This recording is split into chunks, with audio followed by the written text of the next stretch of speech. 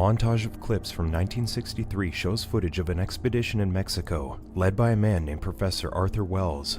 They arrive at a historical site when they find numerous human bones inside, some even missing their skull. Then, as they dig further down, they retrieve a stone box surrounded by butterflies and moths. Back to the present day, an immigrant, Ambar, comes to America without documentation after her mother died and starts working as a seamstress. She's been staying at a rundown motel, but when asked for an ID so she can stay there longer, Ambar can't provide one. Because of this, she starts looking for a new place to stay. Thankfully, she comes across a posted advertisement about a boarding house at her workplace. Choosing to seize the opportunity for cheap housing, she goes straight to the address and arrives at a large, old-looking estate that would make anyone understand why the rent is so cheap. Once inside, the proprietor, Red Wells, tells Ambar that they're still in the process of fixing up the house because they recently just took over the place. Ambar then sees another lady downstairs, Freya, and asks Red how many people are living there, so Red says that Ambar is only the second tenant next to Freya, and that there are only 2 of them. The next day, when Ambar goes out to leave for work, she feels ash cling to her fingers when she locks the door. She then suddenly bumps into Freya, who introduces herself nicely, mentioning that there are only the 2 of them at the house. However, Freya practically says that Red is a liar. Meanwhile, mysterious figures from the upper floors watch Ambar as she leaves, their eyes glowing in the dark. At work, Ambar gets scolded by her boss for doing a lousy job, but she laughs it off with her friend, Kinsey.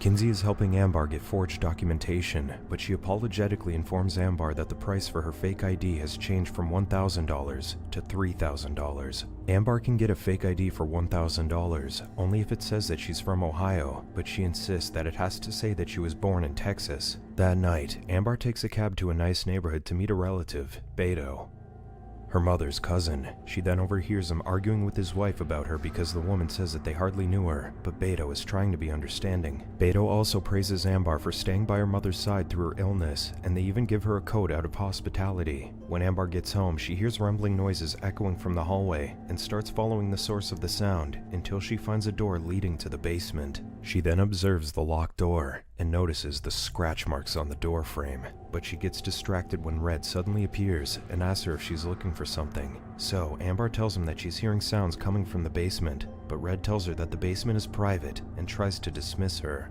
Ambar also notices the study room, but Red says that's private too, and quickly closes the door. Ambar only wants her deposit back so that she can use it to get a fake ID, but Red nonchalantly tells her he's already spent it. That night, Ambar hears Freya crying in her room and decides to check on her. However, she finds Freya's room empty and notices ash on the door frame. She then starts walking away, unable to see a dark figure of a woman inside Freya's room. Confused, Ambar heads to the kitchen to get herself a drink. Then, while doing so, she suddenly remembers her mother on her deathbed. Her mother notices a stone box in the corner, and when Ambar turns to look at it, she sees a pair of hands trying to remove its cover. Luckily, Ambar wakes up and realizes she's just had a nightmare. Feeling hopeless about her financial situation, Ambar goes to the bar with Kinsey after work to talk about her ID and why she desperately needs one from Texas. She explains that her uncle couldn't help her get a job because she wasn't a US citizen, so she lied, saying that she was born in Texas because her mom lived there for a while. After sharing her own story about coming to America, Kinsey offers to cover the rest of Ambar's payment for the fake ID, on a deal that Ambar will pay it back when she's able to. Grateful, Ambar gives Kinsey the rest of her remaining cash so that she'll finally be able to get her documents. At home, Ambar hears a thudding sound coming from the hallway and sees a man banging his head on the door, muttering some gibberish. Disturbed, she checks it out but slowly just walks away. Then, as she prepares to sleep, she hears footsteps come and stop in front of her room, and the same man chants once again before slamming his head on the door, leaving an ash imprint. Moments later, Ambar goes downstairs and meets the new tenants, Petra and Maria. Then, when Red comes in to show the new women their room, Ambar asks him about the weird man that she saw earlier, so Red explains that it's just his brother, Becker, and that it's just the 2 of them.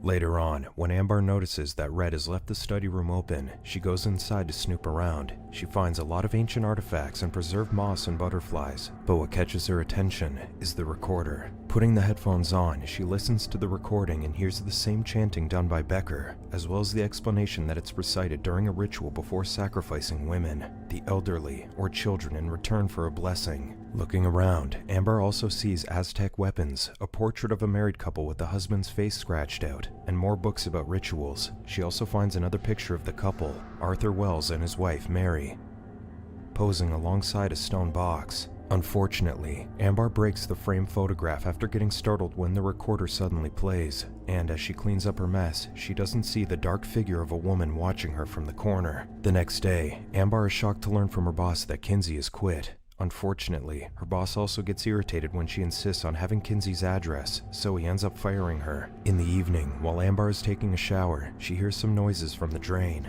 First, she only hears just a creaking sound, but when she turns off the water, she hears a woman screaming for help. Then she sees Freya behind the shower curtain, but she suddenly disappears as soon as she opens the liner. Scared, Ambar bumps into Red on her way back to her room. She also asks for Freya, but Red says that she's already moved out a couple of days ago. Red then talks about her deposit, and says that he can give it back to her the next day, making Ambar feel relieved. Later that night, a moth flies out of the basement and goes to Ambar's room. Meanwhile, Ambar just listens to her mother's recorded voice messages before smashing the insect, only to be surprised when it comes back to life. She then sees her mother at the foot of her bed, spooking her awake and making her realize it was just a dream. However, she sees her door wide open when she sits up, and the lights outside go out. She then hears crying coming from outside and looks for the source. Seeing another figure from the room across from hers, she also sees footsteps approaching her, as if chasing something, and Ambar suddenly gets visions from the past. Mary forced to prepare a frightened woman for a ritual, but the victim tried her best to fight back. Moments later, Ambar follows the crying sounds and finds the victim in front of the basement door, pleading for mercy. However, Mary simply stands behind Ambar as they both watch a monstrous-looking hand pull the woman into the basement.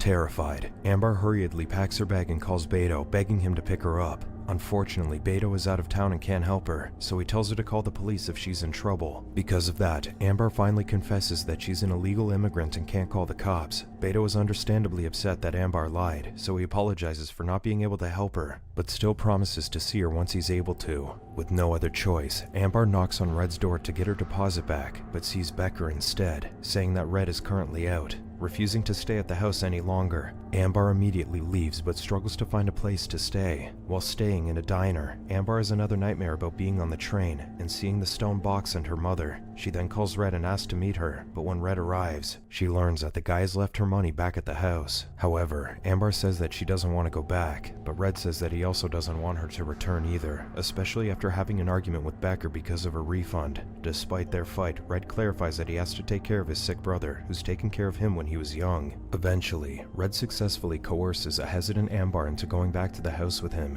She then goes to her room because Red says that her money is there, but Ambar can't find it anywhere. Meanwhile, Red appears behind Ambar with a bottle of alcohol and offers her a drink, but she quickly refuses and asks where her money is. She also starts feeling suspicious as Red suddenly starts talking about the weird house and how his father collected old artifacts before killing their mother. Scared, Ambar tries to leave, but Red keeps blocking her way. On the other hand, an impatient Becker bursts into Ambar's room and decides to deal with her himself. He then forces Ambar to drink the alcohol, and Red grabs her phone and warns her not to try to leave before locking her in her room. That night, Maria and Petra plead for Ambar to let them in her room, so she does. Then, after finally realizing that something is wrong, the three stick together. They also share common experiences they've had while staying at the house, including their dreams where they all see the same stone box, which Petra believes is in the basement. Later on, Petra points out the sounds of women crying in the basement, but Maria says those women are dead. Petra then sings to Maria to calm her down, and as Ambar looks around the room, she sees the old victims of the household. Meanwhile, Petra and Maria disappear from the bed, and when the ghosts vanish too, Ambar sees her mother calling out to her in the hallway. Then, it isn't long before Ambar wakes up from her dream and realizes the brothers are taking Petra and Maria. The women desperately try to fight back, but when the doorbell rings, Becker locks Ambar in the room while Red gets the door. It turns out, Beto hasn't forgotten his promise to get Ambar, but Red stops him at the door. On the other hand, back upstairs, Ambar screams and bangs on the window to get Beto's attention, but she can't be heard. Red tries to send Beto away, but Beto notices Ambar's coat in the hallway and refuses to leave. Then, Ambar smashes the window and finally gets Beto's attention, so the man pushes Red out of the way and rushes inside to find her. He quickly tries to help Ambar escape, but Red alerts Becker, who mercilessly beats him to death. Unfortunately, Ambar can only sob and hopelessly beg Becker to leave Beto alone. Enraged, Becker instructs Red to prepare Ambar for the sacrifice. Ambar is then chained as she watches Maria get carried down to the basement, and when Becker tells Red that Ambar is next, he tries telling him that there are too many sacrifices in one go. However, Becker ignores him, so Red follows his brother's commands and rubs ash all over Ambar's body. Ambar wants to know what will happen to her, so Red explains that sacrificing women to the box helps in treating his brother's sickness. Red also reveals that their father, Arthur, made their mother Mary help him sacrifice women to the box before killing her, so he and Becker decided to get rid of him. Ambar then pleads with Red that they should escape together, but Red's loyalty to his brother prevails. Moments later, Becker comes to get Ambar and tells her not to struggle as he shows her the scratches on his hand. Ambar also sees that his wound is slowly healing, and she isn't able to fight when the big guy carries him to the basement, where ghosts of the old victims watch them in the hallway. The sacrificial room is filled with lit candles surrounding a stone table that's placed in front of the stone box. Becker removes Maria's body from the table, and Ambar sees that it's been decapitated. Terrified, Ambar tries to crawl away, but Becker easily carries and chains her to the stone bed before proceeding to open the lid of the stone box. The box reveals a long tunnel leading to the infinite darkness, and as Becker leaves, Ambar hears the sound of an approaching monster from within. Ambar stares at the box as butterflies and moths start to fly all over the place, and as she hears the monster coming closer, Beto suddenly shows up and unchains her. Beto assures her that he's fine and helps her escape, but as they go through the back door, she sees two hanging, decapitated bodies. They also try to force the exit open as lights flicker, and once they do, Beto disappears, and Ambar finds herself coming out of the box. She then sees an old memory where she sits beside her mother's hospital bed, and as her mother begs her to stay, she can't help but feel that something's wrong. As it turns out, Ambar is still on the stone bed, dreaming as the monster, which is revealed to be the Aztec goddess, eats Papalotl, crawls outside from the box.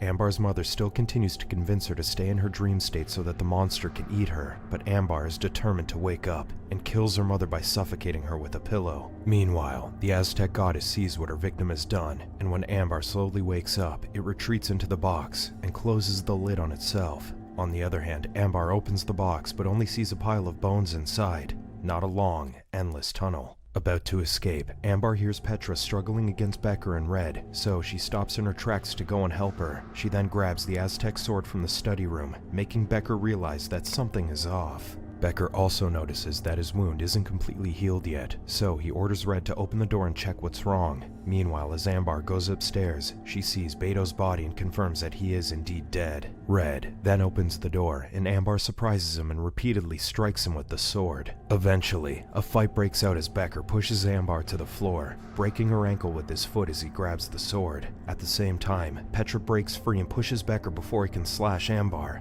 so he deals with her by throwing her to the ground floor. Meanwhile, Ambar tries to crawl away, but Becker drags her across the room and tries to strangle her. Luckily, Ambar manages to grab a piece of the sword shard and cuts his jugular vein before repeatedly smashing his head in with the sword. Moments later, Ambar starts limping away, but she sees Red still alive and struggling, so she gives him a taste of his own medicine and sacrifices him to the Aztec goddess. She then starts walking to go to the door outside, but as the creature accepts her sacrifice, Red's ghost appears in the house. There was no Red Dead Redemption this time. However, she just ignores it and tries to leave, but suddenly, she feels the effects of the sacrifice as her injuries start healing. Then, Ambar looks back at the house and decides to stay, as she too accepts the power of the Aztec goddess in her life.